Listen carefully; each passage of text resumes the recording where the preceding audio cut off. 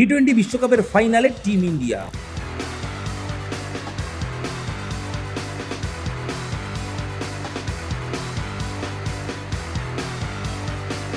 মুম্বাইয়ের আরব সাগরের তীরে ব্রিটিশ বধ, রুদ্ধশ্বাস ম্যাচ, শেষ মুহূর্তে 7 রানে ভারতের জয়।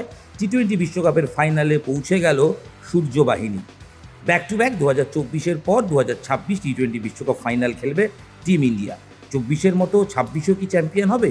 উত্তর দেবে সময়। আগামী রবিবার মধ্যরাতে বা রাত্রেবেলা আফটার ম্যাচ বোঝা যাবে। তবে সেমিফাইনাল ম্যাচ নিয়ে একটা কথা বলতেই হবে, সেটা হচ্ছে আপনার স্নায়ু যদি দুর্বল হয়ে থাকে, আমার বিশ্বাস আপনি ম্যাচটা দেখতে পারেননি। যদি ম্যাচটা দেখে থাকেন, আপনি আপনার কেরিয়ারের অন্যতম সেরা ম্যাচ অ্যাজ এ দর্শক দেখেছেন, হয় টিভিতে বা যারা মাঠে বসে দেখেছেন। রুদ্ধশ্বাস ম্যাচ, 253 রান তোলার পরেও একটা মুহূর্তে মনে হচ্ছিল ভারত হেরে যাবে এবং ইংল্যান্ড জিতবে। তার কারণ বেথেল অনবদ্য ব্যাটিং করছিলেন, রান চেস করছিলেন, সঙ্গে উইল জ্যাক, তার দুরন্ত একটা পার্টনারশিপ। ভারতের ম্যাচ ক্রমশ হাত থেকে বেরোচ্ছিল। সেই সময় দলকে জেতালেন দলের ভাইস ক্যাপ্টেন, একসময় বাদ পড়েছিলেন টুর্নামেন্টে, গম্ভীর তাকে খেলাননি, সেই অক্ষর প্যাটেল। না, বল হাতে নয়, দুরন্ত ক্যাচ হাতে উইল জ্যাক্সের একটি অনবদ্য ক্যাচ, রিলে ক্যাচ যাকে বলে, লাইনে দাঁড়িয়ে যেভাবে ক্যাচটাকে গ্যাদার করে ছুড়ে দিলেন শিবম দুবের উদ্দেশ্যে। হয়তো স্কোর বোর্ডে লেখা থাকবে catch taken by Shivam Dube, but আসলে ক্যাচটা অক্ষরের ক্যাচ, এবং ওই ক্যাচ ভারতকে ম্যাচ জেতালো।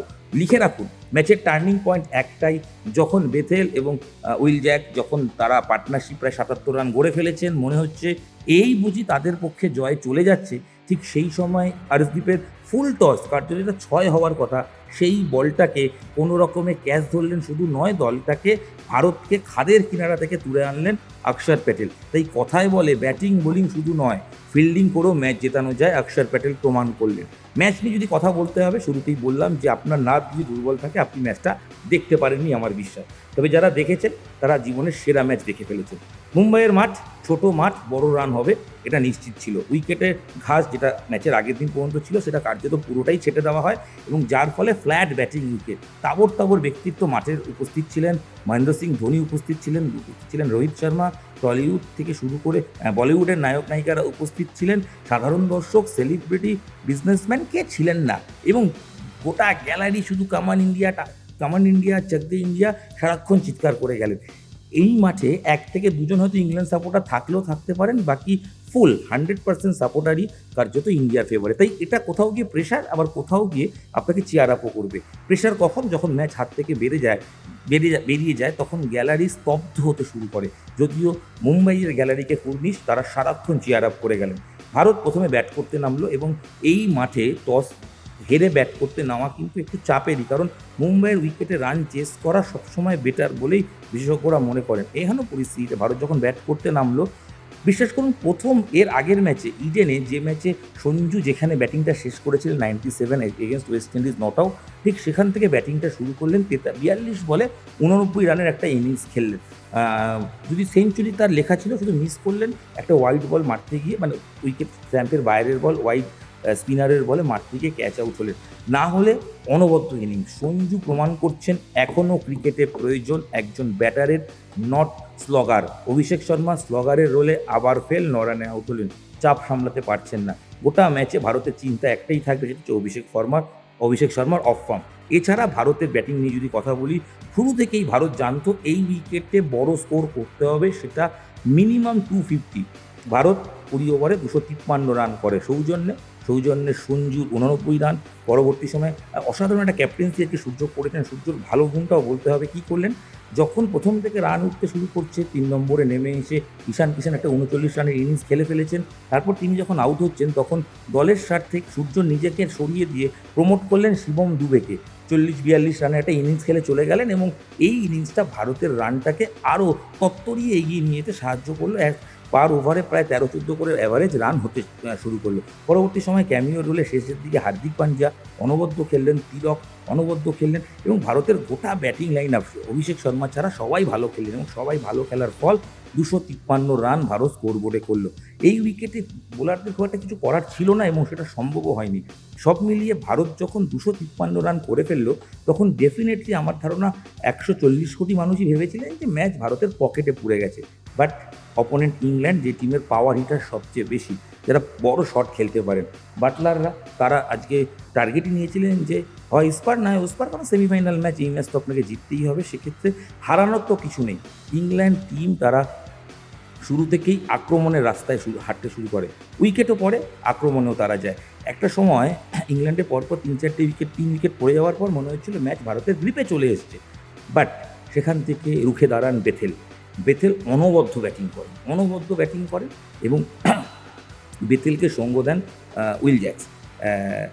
এই যে তাদের পার্টনারশিপ যখন গড়ে উঠছে, তখন ম্যাচ একটা সময় মনে হচ্ছে ভারতের হাতে বেরিয়ে যাবে। তার কারণ পার ওভারে 14-15 করে রান দিচ্ছেন ভারতীয় বোলাররা। কিছু করার নেই, ছোটো মাঠ, মিস হিট হলে সেটা 4 বা 6 হয়ে যাচ্ছে।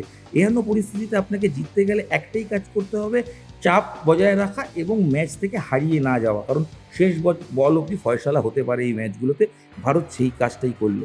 যেই মুহূর্তে আমরা যখন দেখছিলাম, সূর্য কিন্তু বারবার কুল ডাউন থাকার চেষ্টা করছিলেন এবং নিজের প্ল্যান অনুযায়ী তিনি বোলিং চেঞ্জ করতে থাকছিলেন। একটা সময় যখন দেখা যায় শেষের দিকে যদি ভাবেন, সেক্ষেত্রে লাস্ট ওভার বল করার কে ছিল, অপশান ছিল না। কারণ একমাত্র বোলার বাকি ছিল ম্যাচে যারা বল করেছেন, তার মধ্যে একজনই ছিলেন অক্ষর প্যাটেল, যে 3 ওভার বল করেছেন। কিন্তু অন্য এন্ডে, মানে ব্যাটিং এন্ডে লেফটি রয়েছেন, সেক্ষেত্রে বেথেল। তাই তার এগেনস্টে লেফট আর্ম স্পিনার না এনে লাস্ট ওভারে নিয়ে আসলেন শিবম দুবে, যে গোটা ম্যাচে বল করেনি। সে আসলো, সে এসে 22 রান দিল, কিন্তু আলটিমেট 7 রানে ভারত জিতলো। কারণ শেষ ওভারে 29 প্রয়োজন ছিল। এই 29 কার জন্য হলো জানেন? তার দুজনের নাম বলতে হবে। একজনের নাম যতবার পারবেন লিখতে থাকুন, তার নাম জসপ্রীত বুমরা। এই হাই ভোল্টেজ ম্যাচে হায়েস্ট রান করছে একটা টিম 253 করছে। T20 বিশ্বকাপের ইতিহাসে নকআউটে এত রান কোনোদিনও 2007 থেকে বিশ্বকাপ কোনো টিম করেনি। সেই রান ভারত করার পরও রানটা চেজ হয়ে যাচ্ছে এবং ভারতের যেরকম রানের গতি যাচ্ছিল, ইংল্যান্ডেরও তাই যাচ্ছিল। উইকেট 1-2 বেশি ছিল। সেই জায়গা থেকে দাঁড়িয়ে ভারতের বুমরা 16তম ওভার এবং তার 18তম ওভারে এসে বল করে ভারতকে কৃপণ বোলিং, মানে ওই সময় বুমরার সে 2 ওভার এতটা ভাইটাল ছিল। সব মিলিয়ে 29-30 রান দিয়েছেন। এই রানের পাহাড়ে যেখানে সবাই জলের মতো রান বেলাচ্ছিলেন, সেই জায়গায় দাঁড়িয়ে বুমরা যে বোলিংটা করে গেলেন, এই জন্যই জসপ্রীত বুমরা, এই জন্যই এই ক্রিকেটারটা আপনাকে ক্রুশিয়াল দিনে ম্যাচ জিতিয়ে দেবে। তাই বুমরার বন্দনা করতে হবে। এই জন্যই তার ক্লাস আলাদা, ডিফারেন্ট টাইপ অফ বোলার, এবং যে কোনো দিন যে কোনো পরিস্থিতিতে যে কোনো উইকেটে বল করতে পারেন। এই উইকেটে একটাই বল করা যায়, সেটা হচ্ছে ইয়র্কার লেন। ইয়র্কার করলে আপনি সাকসেস পাবেন, ইয়র্কার ছাড়া আর কিচ্ছু হবে না। আর ইয়র্কার একটা মিস জায়গায় পড়লে সেটা পড়বে কোথায়? সেটা ফুল টস করবে, অপোনেন্ট কিন্তু 6 মারবে। তাই সবচেয়ে বেটার বোলিং করলেন বুমরা, একের পর এক ইয়র্কার বলে ফেললেন। হর্ষদীপ মার খেয়েছিলেন, কিন্তু শেষের দিকে এসে তিনিও একটু ভালো বোলিং করলেন। হার্দিক পান্ডিয়া ভালো বোলিং করলেন। ওভারঅল গোটা টিম পারফর্ম করলো। ভারতীয় ক্রিকেট দলের ওভারঅল 1 থেকে 11 সবাই পারফর্ম করলে ভারত জিতলো, 7 রানে জিতলো। দুশ্চিন্তা অবশ্যই থাকবে, বোলার এরকম মার অনেকে খেয়েছেন। দুশ্চিন্তার আরও একটা দিক থাকবে অবশ্যই, তার কারণ অভিষেক শর্মা আবার একটা অফ ফর্মে রয়েছেন। ফাইনালে তাকে খেলানো হবে নাকি তার উপর আবার ভরসা রাখবেন? আহমেদাবাদে অত বড় মাঠে, মুম্বাইয়ের মাঠে পার করতে পারছে না যে অভিষেক, চূড়ান্ত ফ্লপ। সে কি পারবে? সেটার উত্তর হয়তো গম্ভীর এখন থেকেই ভাবতে শুরু করবেন। তবে ওভারঅল ম্যাচ জিতলো ভারত, কিন্তু যদি টার্নিং পয়েন্ট বলেন, সেটা একটাই, অক্ষর প্যাটেলের ক্যাচ, যে ক্যাচে তার নামই লেখা নেই, লেখা থাকবে ক্যাচ টেকেন বাই দুবে, কিন্তু আলটিমেট উইল জ্যাক্সের ক্যাচটা বাউন্ডারি লাইনে দৌড়ে গিয়ে হাত প্রসারিত করলেন। দেখলেন হাতে বল পড়বে, কিন্তু তার বডি ব্যালেন্স থাকবে না, থাকলে তিনি বেরিয়ে যাবে। ক্লাস আলাদা, ডিফারেন্ট টাইপ অফ বোলার, এবং যে কোনো দিন যে কোনো পরিস্থিতিতে যে কোনো উইকেটে বল করতে পারেন। এই উইকেটে একটাই বল করা যায়, সেটা হচ্ছে ইয়র্কার লেন। ইয়র্কার করলে আপনি সাকসেস পাবেন, ইয়র্কার ছাড়া আর কিচ্ছু হবে না। আর ইয়র্কার একটা মিস জায়গায় পড়লে সেটা পড়বে কোথায়? সেটা ফুল টস করবে, অপোনেন্ট কিন্তু 6 মারবে। তাই সবচেয়ে বেটার বোলিং করলেন বুমরা, একের পর এক ইয়র্কার বলে ফেললেন। হর্ষদীপ মার খেয়েছিলেন, কিন্তু শেষের দিকে এসে তিনিও একটু ভালো বোলিং করলেন। হার্দিক পান্ডিয়া ভালো বোলিং করলেন। ওভারঅল গোটা টিম পারফর্ম করলো। ভারতীয় ক্রিকেট দলের ওভারঅল 1 থেকে 11 সবাই পারফর্ম করলে ভারত জিতলো, 7 রানে জিতলো। দুশ্চিন্তা অবশ্যই থাকবে, বোলার এরকম মার অনেকে খেয়েছেন। দুশ্চিন্তার আরও একটা দিক থাকবে অবশ্যই, তার কারণ অভিষেক শর্মা আবার একটা অফ ফর্মে রয়েছেন। ফাইনালে তাকে খেলানো হবে নাকি তার উপর আবার ভরসা রাখবেন? আহমেদাবাদে অত বড় মাঠে, মুম্বাইয়ের মাঠে পার করতে পারছে না যে অভিষেক, চূড়ান্ত ফ্লপ। সে কি পারবে? সেটার উত্তর হয়তো গম্ভীর এখন থেকেই ভাবতে শুরু করবেন। তবে ওভারঅল ম্যাচ জিতলো ভারত, কিন্তু যদি টার্নিং পয়েন্ট বলেন সেটা একটাই, অক্ষর প্যাটেলের ক্যাচ, যে ক্যাচে তার নামই লেখা নেই, লেখা থাকবে ক্যাচ টেকেন বাই দুবে, কিন্তু আলটিমেট উইল জ্যাক্সের ক্যাচটা বাউন্ডারি লাইনে দৌড়লেন, দৌড়ে গিয়ে হাত প্রসারিত করলেন, দেখলেন হাতে বল পড়বে কিন্তু তার বডি ব্যালেন্স থাকবে না, থাকলে তিনি বেরিয়ে যাবেন অন্য এন্ড থেকে, মানে যেহেতু কভারের ওপর দিয়ে বলটা যাচ্ছিল, সেই জায়গা থেকে দাঁড়িয়ে না লেফটই ছিল, সেক্ষেত্রে লেগের দিক থেকে যাচ্ছিল, তো সেই জায়গা থেকে দাঁড়িয়ে উনি ডুবেও আসছিলেন, খুব ক্লোজ ছিল, দুজনেই বল ফলো করেছেন, অক্ষর বলটা ধরলেন, তখন দেখলেন বল নিয়ন্ত্রণ হবে না, ঠিক দুবের হাতে বলটা তুলে নিজে বাইরে বেরিয়ে গেলেন। এই ক্যাচটা ম্যাচের মোমেন্টাম পাল্টে দিল, বেথেলের সঙ্গে উইল জ্যাক্সের যে পার্টনারশিপ সেটা ভেঙে গেল। তারপর থেকে শ্যাম কারানরা চেষ্টা করলেন, কিন্তু তখন থেকে মনে হচ্ছে যে ভারত ম্যাচে ফিরছে এবং বোলাররা ভারতকে ম্যাচে ফেরালেন। তাই এক একটা দিন ব্যাটাররা রান করেন, বোলাররা পারফর্ম করেন, ম্যাচ জিতিয়ে দেন, কিন্তু অবশ্যই ফিল্ডাররা একটা ক্যাচ। অক্ষর প্যাটেল ভারতের এই বিশ্বকাপ চ্যাম্পিয়ন হলে সেমিফাইনালের যাবতীয় কৃতিত্ব যাকে দিতে হবে ভারতীয় ক্রিকেট দলকে, তার জয়ের কাণ্ডারি, তার নাম হচ্ছে অবশ্যই অক্ষর প্যাটেল।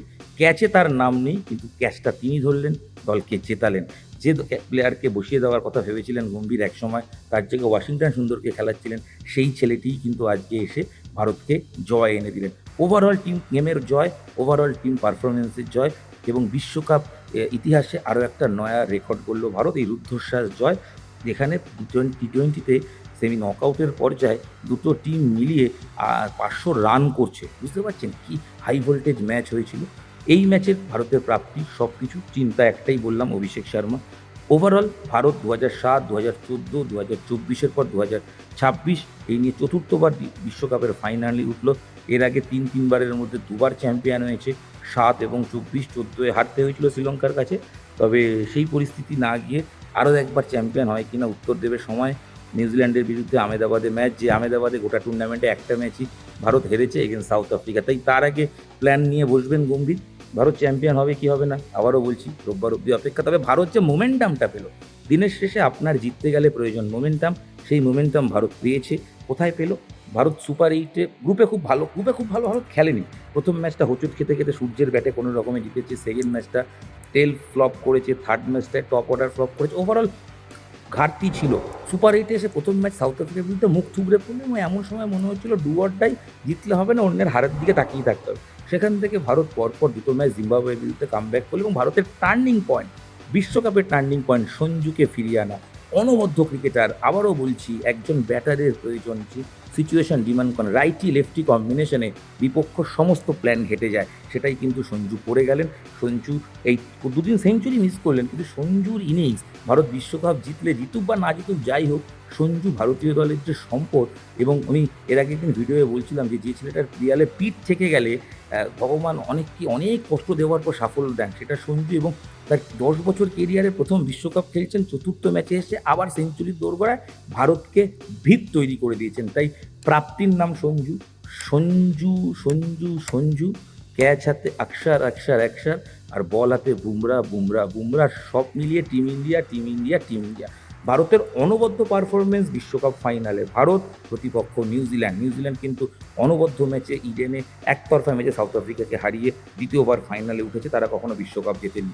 আহমেদাবাদ 2023 বিশ্বকাপ ফাইনাল, একদিনে বিশ্বকাপ ফাইনালে ভারত অস্ট্রেলিয়ার কাছে হেরে তাদের স্বপ্নভঙ্গ হয়েছিল, ঘরের মাঠে বিশ্বকাপ জিততে পারেনি। ভারতের সামনে টার্গেট দুটো, এক, বিশ্বকাপে এখনও পর্যন্ত কোনো হোম টিম টি20-তে জেতেনি, ভারত জিতলে ইতিহাস হবে। আর ব্যাক টু ব্যাক কোনো টিম দুবার বিশ্বকাপ জেতেনি, সেটাও ইতিহাস হবে। সূর্যবাহিনী ইতিহাস করতে পারবে কি না দেখা যাক। তবে টিম গেমের সাফল্য, ভারতীয় দল যে পারফর্ম করছে তাতে বিশ্বাস করুন, বিশ্বাস অটুট রাখুন। আগামী রবিবার আহমেদাবাদে নরেন্দ্র মোদী ক্রিকেট স্টেডিয়ামে ভারতের হাতে ট্রফি উঠবে, এই বিশ্বাস আমাদের রয়েছে। টিম ইন্ডিয়ার ফ্যান হিসেবে আপনারও রয়েছে। ভিডিওটা আশা করি ভালো লেগেছে, শেয়ার করে দেবেন, এবং শেয়ার করার পর অবশ্যই টিমের জন্য একটা লাইন লিখে যাবেন, সেটা যাই হোক, কমন টিম ইন্ডিয়া যা ইচ্ছা লিখতে থাকুন, আর ভিডিওটা শেয়ার করতে থাকুন। আপনাদের সঙ্গে আমি ইরন রায় বর্মন ছিলাম। এই ভিডিও এখানেই শেষ করছি, দেখা হচ্ছে পরবর্তী ভিডিও। সঙ্গে থাকুন, দেখতে থাকুন নিউজ 18 বাংলা ডিজিটাল। খেলার যাবতীয় বিশ্বকাপের আপডেট আপনাদের প্রিয় মুঠোফোনে ছিল, আছে, থাকবে। নমস্কার।